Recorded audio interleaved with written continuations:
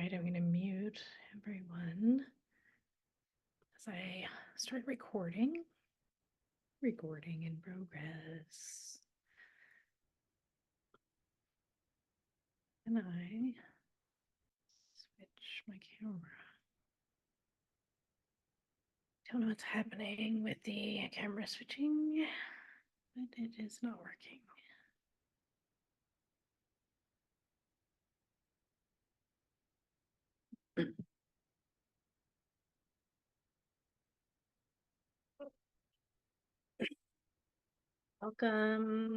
Welcome to today's Boss Moves webinar. And today we're going to be talking about flow, staying in flow, getting in flow, what blocks the flow, and how to use the wisdom of our bodies to help us get back into flow when we're not. So I'm Meg Sheridan. My passion is using the sensations of the body and movements and gestures, posture, even small changes can have such a profound effect on our overall being. And we can choose to step into the role that we are inhabiting or continue to kind of shy away from it. So if you're ready to step into that role, we're going to take literal steps and thereby move our emotional state. So I'm going to just refer to my notes that are down here. So if you see me looking down, that is what I'm doing. This is a class that includes a little bit of movement, as I said. So I want to remind you that you're in charge of whatever your body is doing, and you can adjust any movement to suit yourself. Definitely, even if I haven't mentioned a modification, but you notice like, ooh, that doesn't feel good in my shoulder, then I don't want you to do that. I'll try to suggest those options in advance, but if I haven't caught the one that you need, don't do the thing that hurts your body and put your hand up. Let's work out the best option for you to get the same emotional effect.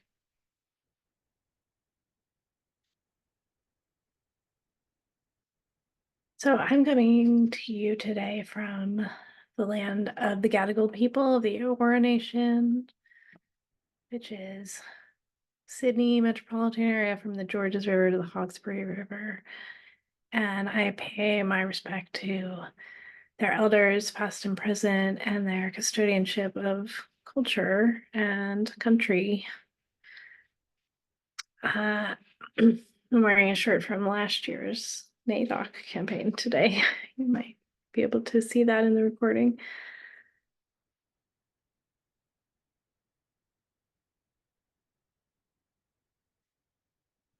So what comes to your mind when I talk about a state of flow in your business?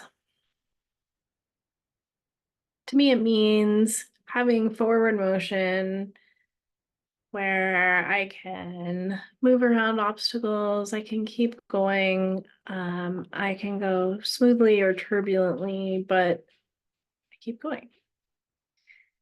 And it also has an essence of finding the pleasure in it. So where does that action bring your brain a lot of excitement or bring your spirit a lot of fulfillment? Finding those motivations from inside yourself makes it a lot easier to pursue the tasks of being a business owner. So it's easy to get bogged down in a lot of little tasks and not have time for the big vision. That's one way that flow can be blocked. You might have obstacles that are actually big obstacles. You might have family obligations, caring. You might have another job. There's a lot of different things that could compete for the time that you're spending in your business. And I think it's important to remember that getting into that kind of flow state requires time. So learning to put some boundaries around your time, how your time is used, what's allowed to interrupt your time, um, how much effort you put into managing your calendar, all those things relate to the space that you're giving yourself to flow in.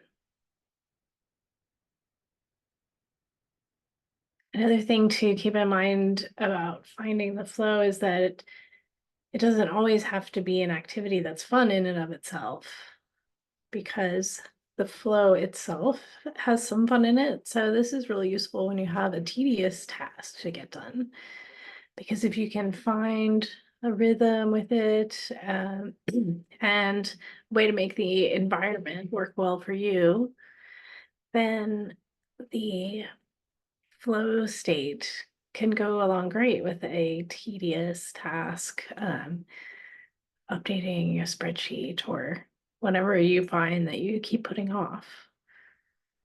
Finding that flow in that thing will make it easier to get there.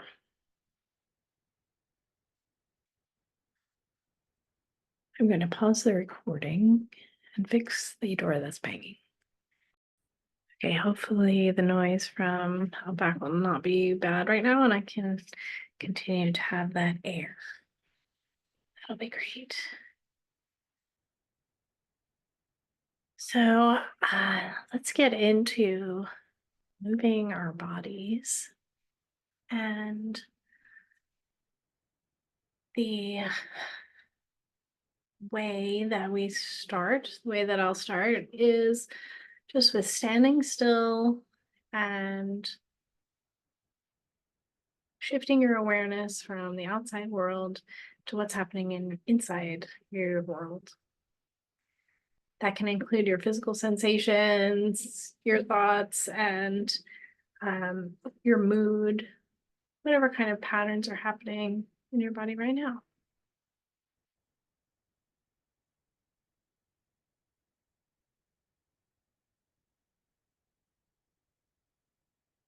So taking a moment to make that shift. It's important to give yourself a minute, and you can amplify that with some ritual elements. So for instance, you might say, I'm stepping in to this exercise. You might say, I'm closing the door on whatever's going on in the rest of the household or outside. You might set your phone face down so that you can't tell if there's a notification coming in. That's assuming your phone is silent, because that's what my phone would be, but you do you. Whatever you need in this moment to turn some of your attention towards your body if you're participating right now. If now's not the right time for you, you'll have the replay to come back to. So what can you notice in terms of temperature? Do you have any difference between you and the air? Do you have differences in different parts of yourself?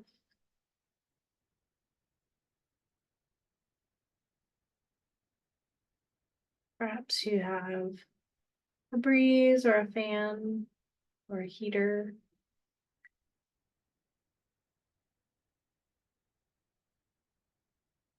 And what about your skin? You might feel clothing, jewelry, your hair against your neck.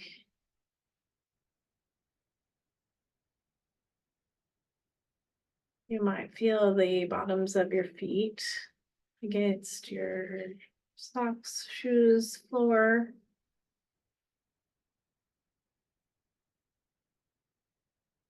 And as you stand, you can shift weight from side to side to emphasize that even more.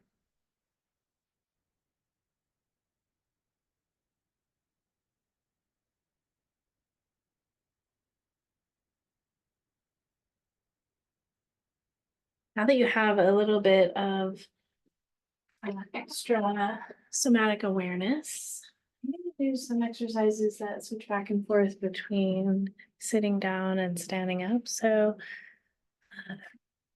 if you have a nearby chair or stool, and as you're sitting, doesn't matter whether you have a back to the chair or not. I'll turn to the side so you can see what I'm talking about. And ask you to, if you're willing, think about letting your spine get round in the back, which means letting your hips move and your shoulders move. Maybe a position where it's even a little bit uncomfortable to breathe. And now while you're here in this position, what are you going to write in your newsletter this month? Let's work on that right now. How does it feel to write something from this position? And if you start to raise,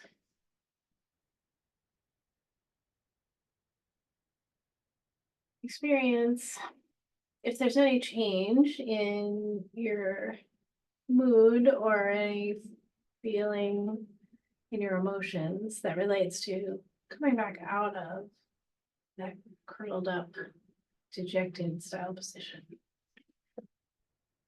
What if you were to be with an open chest, an upright back, solid neck and head, and now you're thinking about, what am I preparing for my newsletters?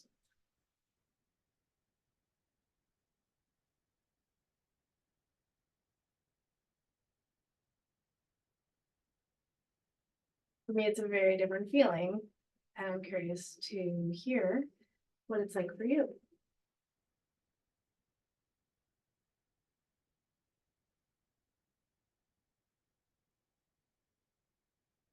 Now, that was kind of a little bit emotionally draining, actually, even though it was so small. So I'm going to do a little shake just to shake that off. And now you can be seated or standing as you like. Bring up one hand, just loosely in a fist. Start to think of something that you're frustrated by right now. Not a 9 out of 10 anger, but an annoyance, frustration, 3 to 5 out of 10 kind of anger. When you think about it, let your fists get tighter, let your arm get tight. Maybe you want to shake it back and forth. Let your face represent that feeling as well. Feel that angry, frustrated, annoyed, unhappy feeling. And now you look at your watch and you have 1 minute until your next client. What are you going to do?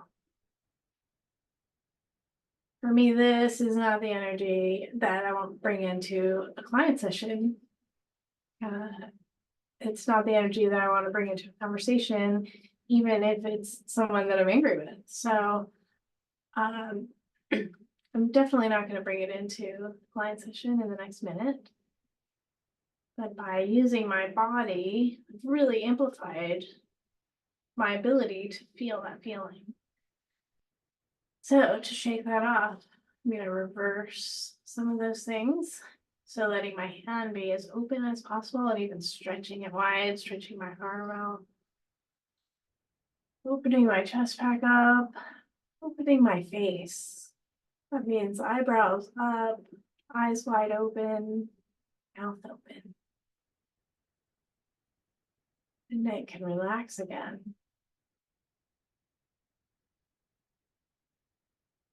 So the most important thing that I want you to take away from today's session is that this relationship is a loop. You can represent how you're feeling with your body, and you can also change how you're feeling with your body. Being in that sad position makes it easier to feel sad, and being sad makes it feel better to curl up. So this is the juicy bit of knowledge that we can use to become the kind of CEO that has confidence and patience and persistence. And so today, the kind of CEO who has flow. So I'll show another contrasting that might I'll show another way to contrast this that might really resonate with some of you who are like me, kind of overthinkers. So I'm gonna use walking, as I often like to do.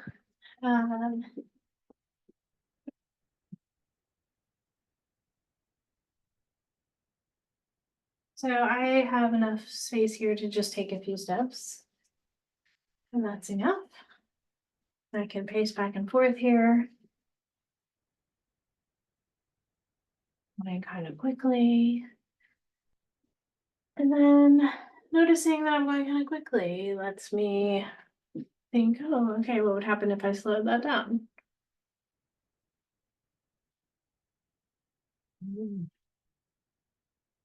That's a bit smoother.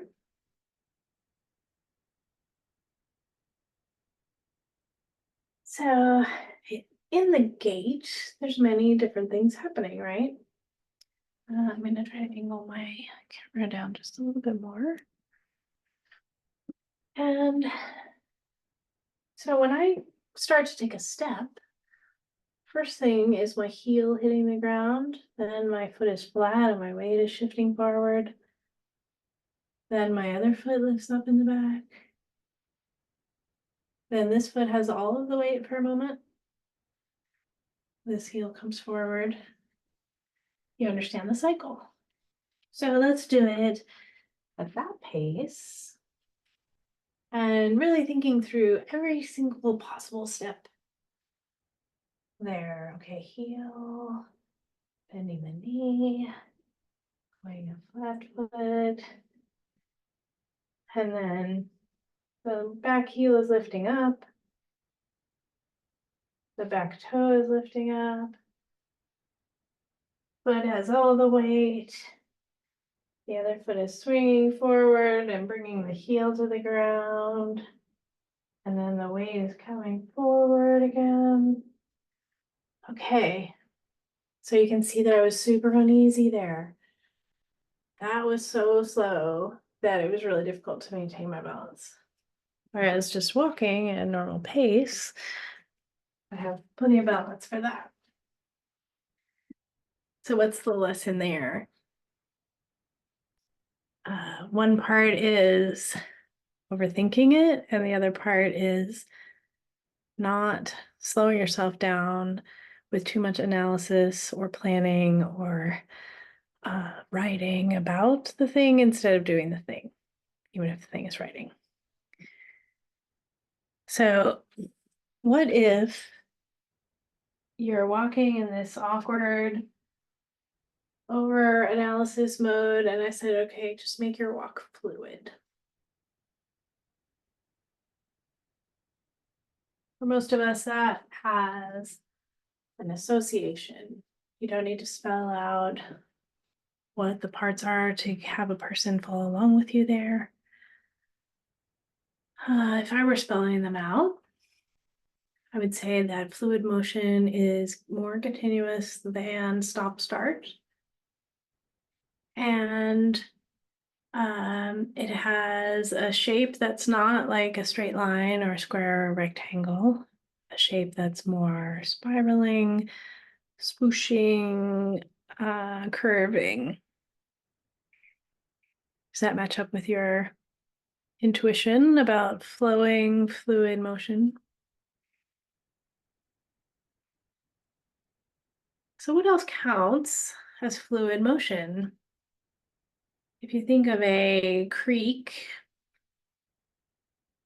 that is usually in my mind a small amount of water, not moving very fast, but it can be more or less water, and it can be a roaring river with the right amount of rainfall behind it. It can become a roaring waterfall as it goes over a cliff. So I would suggest that maybe is too much of that energy. And when the creek dries up entirely, that's too little of that energy. And so in business, that might represent on one side, you're doing a lot of activity, but you're not getting anywhere. And it's making you more and more anxious, desperate, angry, frustrated, which comes across when you're speaking to potential clients. On the other hand, you become so numbed out that you feel kind of zen, but also not really engaged at all with trying to make progress because you've just lost 100% of that flow. So obviously what we're looking for in this area is that middle bit. Middle bit. Okay, so let's talk about momentum in business. Last Boss Moves workshop, we worked with momentum in a action taking kind of masculine energy, forceful even kind of way. So if that's the masculine archetypal energy, then the feminine side of that is where we're aiming with this flow concept.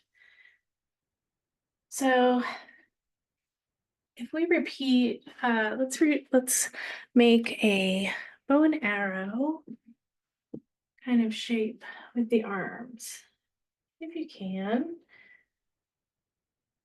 Both fingers pointing in some direction that works well for you. And something on that side of the room will represent your goal.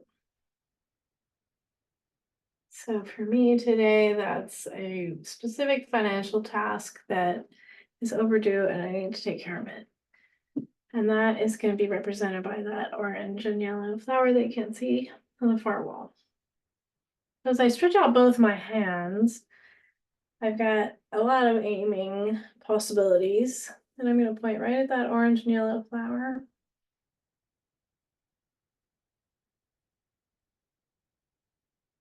Staring there for a moment, letting my eyes focus, seeing perhaps 2 copies of my fingers pointing, and then let one foot come back, doesn't matter which foot. And the arm on the same side comes back. So if you're an actual bow and arrow person, you can correct me on this, but this is a metaphorical bow and arrow.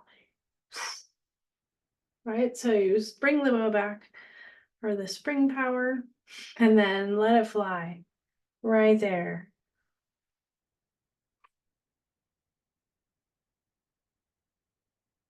So what would be another way to build up that kind of momentum that might be a little bit more fluid, less like a projectile weapon, and but also containing that same feeling of forward motion towards a specific goal, a bit of single-mindedness to it. And so for this, I think of a wave of water. Some waves are quite diffuse and could go anywhere, and some are quite I'm just going to ignore that. And so when you think of a wave of water, there's a build up and then a crash down. So the building, and then going forward. While the energy is building, there isn't really forward motion, but You have to keep your eyes on that so that you can get that forward motion in the right place once the momentum comes in. So let me know if that makes sense for you as a metaphor for how we're going to move our bodies going this way. So once again, standing with one leg forward and one leg back. So you can feel the shift of your body's weight forward and back.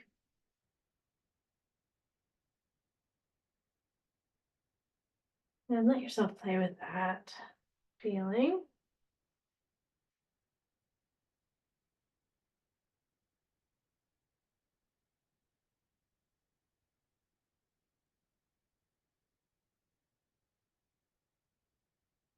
And now letting your arms come behind you in a way that feels good, like you're maybe swimming or just pushing the water in front of you.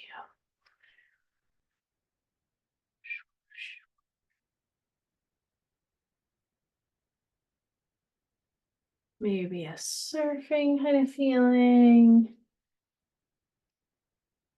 Maybe the feeling of a sea creature, a bit of kelp tossing in the waves.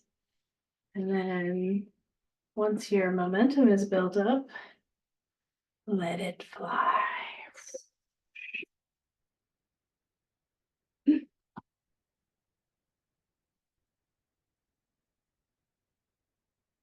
Once again, bringing the energy of your desire for the thing, your ability to do the thing, other people's desire for the thing, all of your trainings and mentors supporting you, all of your brilliant ideas in the middle of the night, coming together, finally coming out into the world.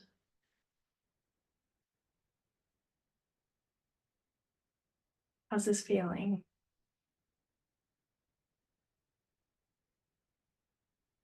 Take another minute to stand and feel the sensations.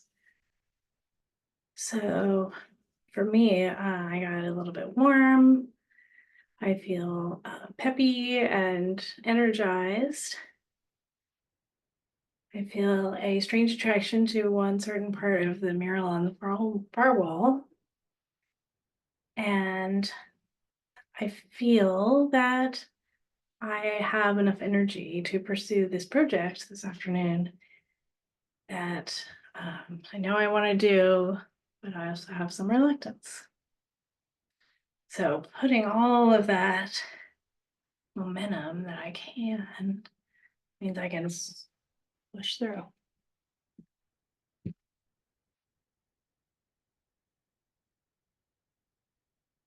All right, I'm going to check my notes again.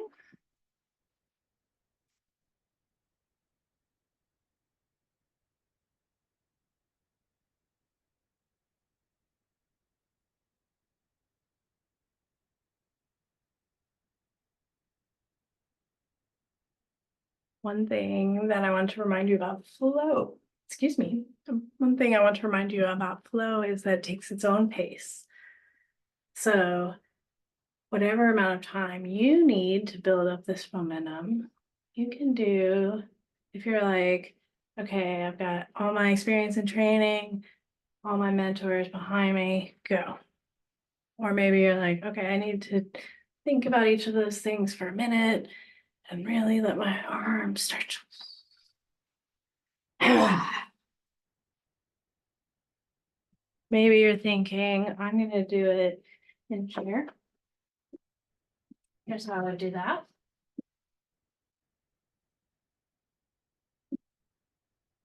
So I'm going to go let my torso feel that forward and back, flowing motion. And now I'm going to let the momentum behind me build. I'm creating that with my mind, and I'm amplifying it with my body. Building.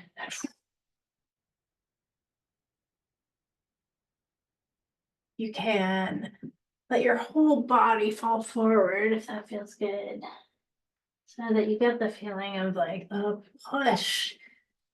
Really get somewhere. You change your position. And then you can come up and take a breath and be ready for the next push.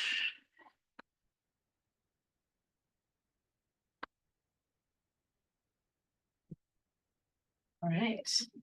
That's something fun to play with when you don't really want to get up from your desk in that moment. So while you're doing these motions, I invite you to think about which part of this is familiar or unfamiliar, and which part of this might be calling me or might be sending me away. Maybe you already have lots of flow and you need structure. So then this class is not for you. Come to another one. Maybe you think, oh, I have a good amount of flow at home, but I can't get there in my business. Or maybe it's vice versa. Or maybe it's in my hobby. When I'm roller skating or when I'm doing artwork, I can lose myself and be really working hard, but also completely delighted by it. So once you identify where you've had a glimpse of this feeling, that makes it much easier to pursue that feeling and find it again. If you'd like to have a taste of this feeling, but maybe you're in front of other people, you might be working on a group project or in a co-working space or at a cafe, and you think, oh, I could really use this, but I'm not going to just let my head go down to the ground. So what I'd like to invite you to do is to let your low back just have enough motion to swing forward and back. The motion that can often come with a breath, but you don't have to coordinate it in any certain way. Just let, instead of sitting rigidly in your chair, just let a little bit of motion come here. Mindful relaxing your lower abdominals or your hip flexors. And you can do such a small motion that it would never catch someone's eye. But these spinal movements are particularly closely tied in with the emotional circuits. So a small movement in any part of your spine can have a dramatic effect. In this case, the movement is undulating or undulating forward and back, side to side, maybe a circle, and putting it in your low back and your hips means that you can just do a very small amount and really feel it.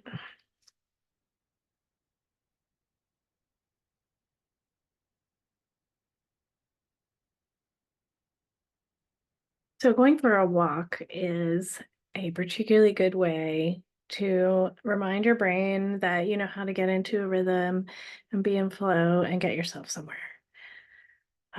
If you try to do this exercise in your house, you probably have a lot of spaces like me that are just a few steps. But you would probably also have a long hallway somewhere or maybe a bit of a quiet street behind your place where you can have a few more steps.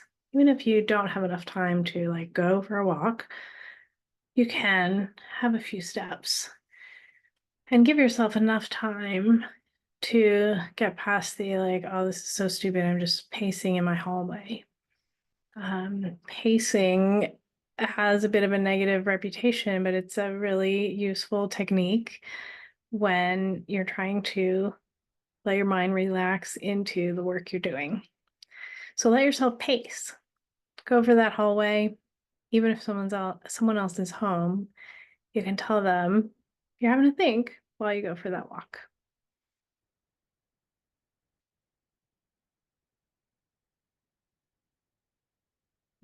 All right. For the last segment, I'm going to talk about the 4 Ps, which are practical habit building, so that you can have the change you're making become an easy part of your new life without having to do a ton of work on it. And so the 4 Ps are people, practice, permission, and pragmatic things. For people, I think the most important thing to consider is, are the people closest to you, the people that you live with, or those are closely around you during the day, are they able to let you be in flow? So think about, where do you need to set boundaries in terms of noise or space or time or other tasks in order to give yourself a chunk of time where your brain can be free and has time to come up with all these fantastic ideas. For the second P, practice, this one is almost paradoxical because I recommend practicing a little bit of flow by structuring it. And what I mean by that is having a block of time in your diary that is reserved for whatever happens to be in the moment. It's possible that that's work. If you're choosing it out of desire, that's awesome. And it might be that you have time to do a different kind of work than you would normally be doing. Maybe some future planning, maybe a longer writing project, or a course creation, like those kind of things where you are creating something new for the business and you don't have time to do that in the little bits of time between your day-to-day tasks. So by setting out a chunk where you say, okay, in this chunk, I'm going to be free. I'm going to let myself get into flow. That also takes care of giving yourself permission. Putting it in the diary means I am actually making time for this thing. And I'm going to let myself have this creative output that feels so good. The most important thing in the pragmatic category is do not disturb mode. And I know that this depends on what your home life looks like or your family situation. But the most important thing, I think, is knowing yourself well, because some people work really well with like a 10-minute timer and it repeats every 10 minutes. Some people want an hour of total silence before the timer rings. Some people do really well with music, or I like the binaural beats kind of thing, or some people want quiet, some people want nature sounds, etc. Knowing yourself well means that you can choose, okay, for my time on Friday morning, I'm going to take my computer to the library because being in a different environment will help me be more creative. Or maybe you say, oh, okay, I'm going to make my desk more comfortable so that I can actually sit there for 2 hours and continue writing without bugging my back. So here are the things that I would like you to remember from today. One thing is that flow needs a container of time. It's really important that you develop the skill of protecting some of your time for creative output, longer projects, or else they just never get done. Flow also needs momentum, which includes both the motion and the specific destination. And you also need a little bit of a time buffer at the beginning for awkwardly getting into the flow state. It's not usually something you can flip a switch on. So being a little bit patient with yourself and allowing transition time. And then finding the rhythm or pace that works for you, whether that's a timer or music or whatever is keeping your brain engaged in that rhythm. All right, so I would love it if this exercise was impactful for you, then I would love to work together some more. And I have single sessions and I have some longer packages as well that are based around this Boss Moves program of embodying your excellence as an entrepreneur. So thank you so much for coming with me today and doing this great work. It can be deep work, so you may find that even in a light webinar like this, you'll have something that's really nagging on your mind or it feels heavy. And so reach out to me anytime about what your experience is. I'm here for you, email or messenger. Let's see. All right. And I'm going to play a little bit of music to escort us out today. So let me set up sharing for that. Share the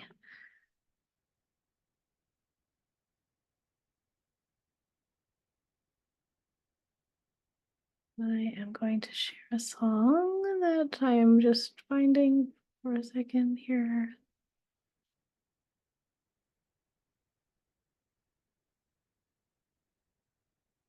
Right. I wish I was strong as flexible as an ancient tree, so I could stand up tall, feel the wind and the water.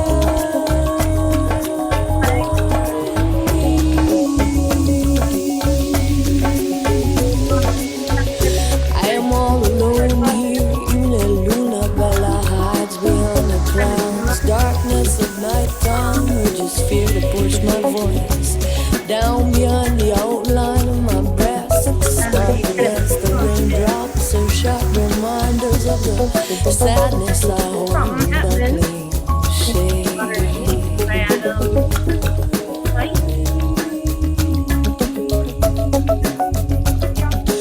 Shame for all the moments I have had tripped, the ones I love most, but I'm mending now towards a peaceful exit of that ghost. I'm mending now towards peaceful exit of that ghost. I'm mending now. I wish I were as strong and as flexible as an ancient tree, so I could stand